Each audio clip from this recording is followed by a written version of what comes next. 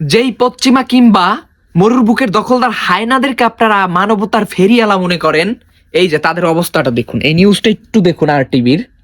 এই মরুর বুকের দখলদার হায়নাদের ক্ষেপণাস্ত্র থেকে রেহাই পাচ্ছেন ইরানের স্কুল, 51 জন শিক্ষার্থী শেষ। এর মানে কি দাঁড়াইলো? এটা ছিল মহিলা মেয়েদের স্কুল আর কি, ছোট ছোট বাচ্চা এখানে পড়াশোনা করতো, 51 জন শেষ। ওইখানে তারা বম্বিং করছে।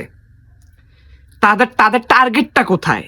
এই পশ্চিমারা, এই মরুর বুকের দখলদার হায়না যারা আছে, এরা কি করে মানুষের সামনে এসে বুঝায় নারীর অধিকার, শিশুর অধিকার, কিন্তু এরা মূলত মুসলিম নারী, শিশু এবং মনে করেন যারা আছে ভবিষ্যৎ প্রজন্ম, এদের উপরে এরা কি করে টার্গেট করে রাখে। তাদের মিজাইল উড়াই দিতে চায়। তারা একটা ছদ্মবেশী ও মুখোশধারী, এবং তাদের মুখোশ আস্তে আস্তে উন্মোচিত হবে, সামনে আরো বেশি উন্মোচিত হবে। তবে আমরা যতদিনে ঐক্যবদ্ধ না হইতে পারবো মুসলিম উম্মাহ, ততদিন আমাদের এই করুণ দশা ভোগ করতে হবে। আমাদেরকে ঐক্যবদ্ধ হতেই হবে, ঐক্যবদ্ধ হতেই হবে, ঐক্যবদ্ধ ছাড়া উপায় নাই।